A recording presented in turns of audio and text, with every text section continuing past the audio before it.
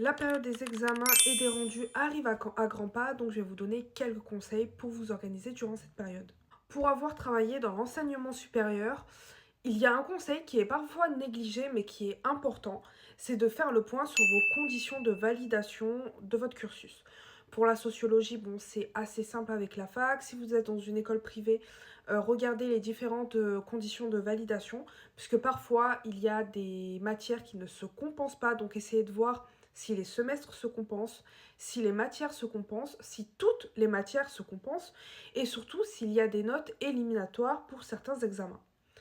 Ensuite, le deuxième conseil que je vais vous donner, c'est de faire le point sur vos notes du premier semestre, toujours en parallèle avec les conditions de validation, pour voir qu'est-ce qui est important au niveau des révisions du semestre 2, quelles notes vous avez besoin d'avoir au minimum pour pouvoir valider votre semestre 1 s'il y a des matières qui se compensent. Ça vous permettra de mieux axer vos révisions et de savoir quelles notes vous devez obtenir dans le cadre de vos examens. Quelque chose que je vous déconseille, c'est les choix stratégiques, c'est-à-dire certaines personnes, en fonction des conditions de validation, vont privilégier certaines matières à d'autres parce qu'elles estiment que c'est des choses plus importantes.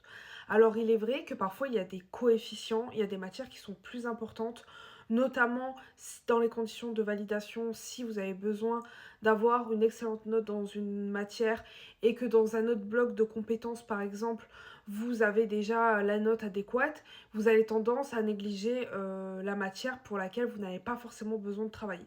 Ça, c'est un mauvais calcul car en cas de souci, vous n'avez pas de recul nécessaire, vous n'avez pas de marge, on va dire.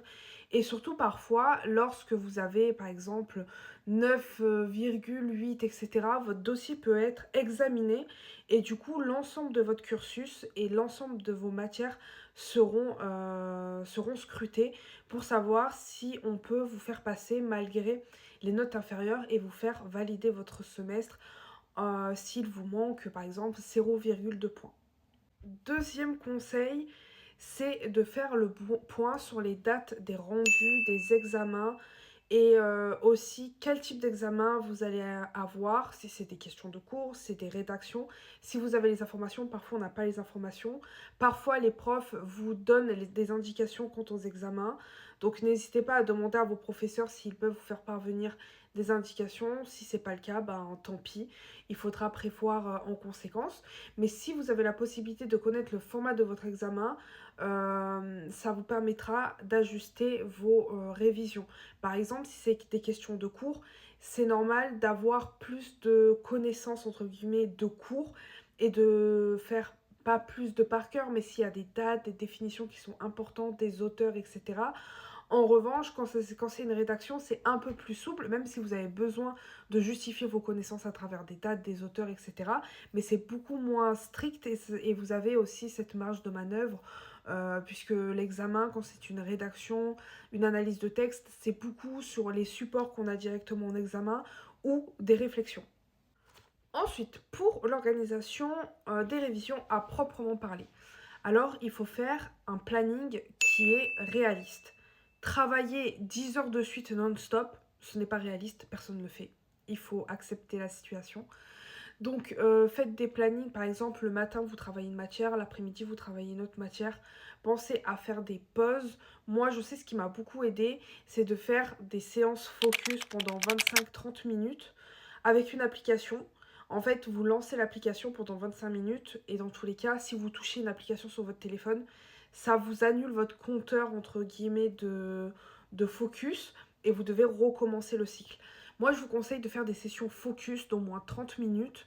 Après, vous faites une petite pause, vous regardez vos mails, vous regardez vos messages parce que je sais que aujourd'hui, c'est très compliqué de faire abstraction de son téléphone. Faut dire les choses. Il y a une addiction au téléphone. On a tendance parfois à le prendre et à le déverrouiller sans aucune raison apparente, un peu comme un réflexe. Donc vraiment, faites des sessions de 30 minutes et faites des petites pauses de 5 à 10 minutes pour vous changer les esprits et reprenez comme ça au fur et à mesure. Ce que je vous conseille, c'est de faire une matière le matin, une matière l'après-midi. Faire une matière sur toute une journée, parfois ça peut être compliqué. Comme ça, au moins, vous avez une sorte de roulement et c'est plus facile quand on change de matière. Au moins, on repart un peu à zéro, on se change un peu l'esprit parce que quand on reste trop focus sur une matière, au bout d'un moment, il faut tirer les termes, c'est saoulant. Alors, pour l'organisation, moi, personnellement, c'est mon cas. À vous de voir ce qui vous convient, si vous préférez un format papier ou un format numérique. Moi, j'avais besoin d'un format papier. Donc, j'avais mon agenda papier par jour où je listais ce que j'avais à faire. Alors, oui, c'est répétitif. Ça peut être redondant parfois. Mais moi, j'avais mon agenda papier où je mettais ce que je faisais dans la journée. Et j'avais également un format au mois. Ça veut dire tout mon mois, par exemple, là on est au mois d'avril, tout mon mois d'avril imprimé en version papier avec les cases et je mettais les matières que j'allais réviser. Et en fait, dans mon planning, dans mon agenda papier, je précisais exactement les chapitres, les réflexions, si j'avais des lectures en amont à faire, si j'avais des rendus à faire, si je bossais un peu sur mon dossier également. Donc voilà, vous avez un planning. Moi, je sais que j'avais besoin d'avoir un planning papier au mois. Et ensuite, j'avais mon agenda jour par jour où je listais les différentes tâches que j'allais effectuer. Fixez-vous des objectifs réalistes, comme j'ai pu le dire. Donc n'hésitez pas à mettre, par exemple, aujourd'hui, le matin, de 10h30 à 12h30, je travaille sur le chapitre 1 de telle matière. Donc n'hésitez pas à vous mettre des petits objectifs chapitre par chapitre, même si par exemple vous voulez travailler une matière le matin et que vous avez par exemple 10 chapitres dans la matière et que dans la matinée vous allez en travailler 2, mettez révision chapitre 1, chapitre 2. Et en fait, le fait de cocher, le fait de checker, ça vous donne un peu de la dopamine et ça vous encourage à continuer. Donc fixez-vous plein de petits objectifs, comme ça vous allez checker et vous avez l'impression d'avancer et ça va vous motiver encore plus à avancer et à réviser. Pour les techniques de révision, je vais vous faire part de plusieurs techniques. Alors, avant de commencer, il est important de préciser que toutes les techniques peut-être ne vont pas convenir à votre manière d'apprendre et c'est ok. Peut-être que la première, la deuxième ou la troisième va mieux vous convenir. Ça ne veut pas dire que vous êtes nul, c'est tout simplement, il y a plusieurs manières d'apprendre et certaines conviennent plus que d'autres à certaines personnes. La première technique qui est assez classique, c'est le fait de lire et relire plusieurs fois son cours afin de le mémoriser. Donc ça, c'est une manière assez classique. Elle ne convient pas à tout le monde. Moi, personnellement, c'est pas ce qui me convenait. Mais moi, ce qui me convenait le plus, c'était le fait d'écrire les réflexions, les cours, les interprétations. Et il est vrai que scientifiquement parlant, le fait d'écrire à la main permet de faciliter l'apprentissage et la mémorisation. À l'ère numérique, il est plus simple de prendre ses cours à l'ordinateur, ce qui est tout à fait ok. Tout ce qu'on rédige, même nos dossiers, sont faits à l'ordinateur. Mais lorsque vous avez l'occasion d'écrire, écrivez. Je sais que moi, c'était mon outil principal de travail. Donc, je prenais mes cours, je rédigeais mes dossiers sur mon ordinateur. Mais quand j'avais des prises de notes, des réflexions, des, des dossiers à rédiger, j'écrivais le plus possible à la main. Même quand je prenais mes notes pour mes livres, je le notais à la main parce que ça me permettait de revenir dessus, de raturer, etc. Donc c'est très important de pouvoir prendre ce temps pour écrire à la main parce que ça vous permet de mieux apprendre et de mieux mémoriser et c'est prouvé par la neuroscience. Vous pouvez faire vos recherches sur internet. La troisième technique, ça rejoint un peu la première, c'est le fait de lire c'est le fait de reprendre votre cours à haute voix. Je vais vous expliquer. Le but n'est pas de lire à haute voix la totalité de votre cours, si vous souhaitez le faire, c'est tout à fait possible, mais c'est par exemple, vous allez lire un paragraphe et vous allez l'expliquer à haute voix, comme si vous parliez à une audience, l'audience que vous souhaitez. Ça va vous permettre d'une part de comprendre votre cours et de pouvoir transposer un savoir d'une manière différente à travers des nouveaux mots. Donc ça va vous permettre de comprendre votre cours et de mieux mémoriser et de vous appropriez tout simplement votre cours. Le point commun entre ces 3 techniques, et c'est ce qui me paraît le plus important, alors dit comme ça va paraître évident, mais je vous assure que beaucoup ont du mal avec ça. Le plus important, c'est de comprendre ce que vous apprenez. Parce que lorsqu'il n'y a pas de compréhension et qu'il n'y a que du par cœur, déjà ça vous met des difficultés supplémentaires pour apprendre et vous n'allez pas retenir votre cours. C'est-à-dire ce savoir que vous avez acquis, vous allez l'oublier au bout de quelques temps après vos études supérieures. Et ce n'est pas le but des études. Le but n'est pas d'accumuler des connaissances à un moment T, c'est de pouvoir accumuler des compétences, des chemins de réflexion, des compétences pour réfléchir, avoir un esprit critique, etc. Lorsque vous n'allez pas comprendre votre cours, vous allez avoir beaucoup de mal à le mémoriser. Donc c'est très important de le faire. Par exemple, moi je me souviens d'un exemple. Un de nos professeurs nous avait posé une question en reprenant les termes exacts d'un texte. Donc c'était facile, il suffisait de faire le parallèle avec le texte qu'on était en train d'étudier pour pouvoir répondre à la question.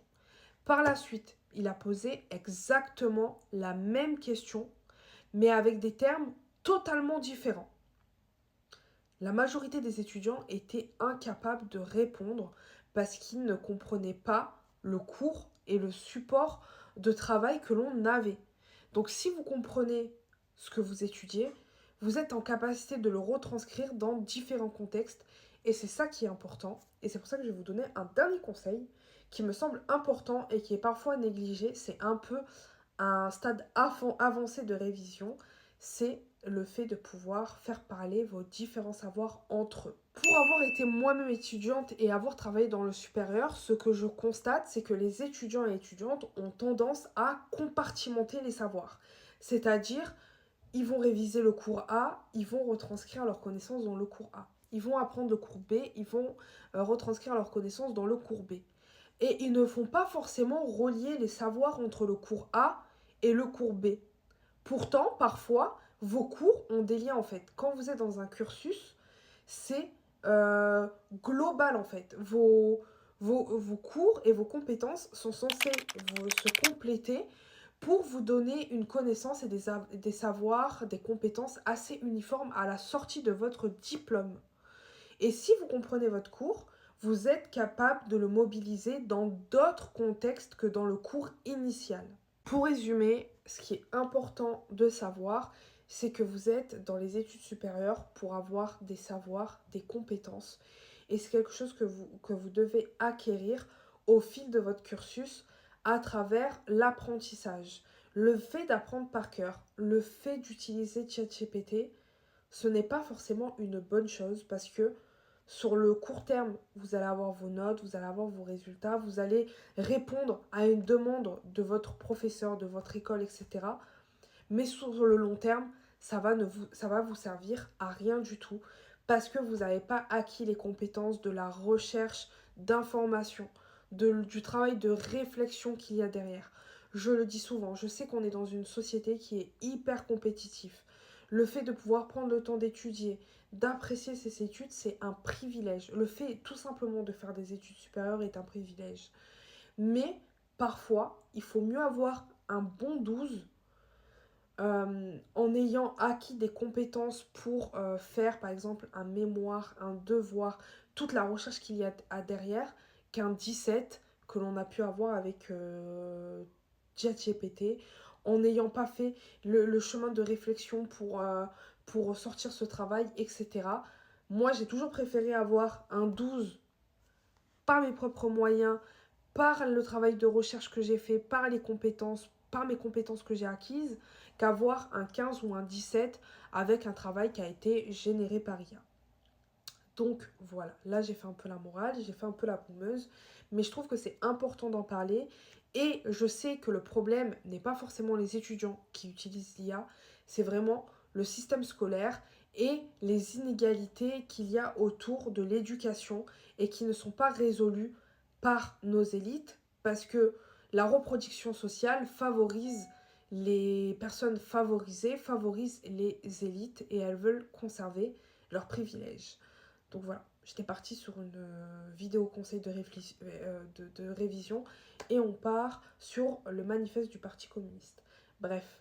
Donc voilà, n'hésitez pas si vous avez des questions, si vous voulez plus de vidéos comme ça, n'hésitez pas à me le dire en commentaire et je répondrai à vos questions et on pourra faire d'autres vidéos un peu dans cette ligne éditoriale.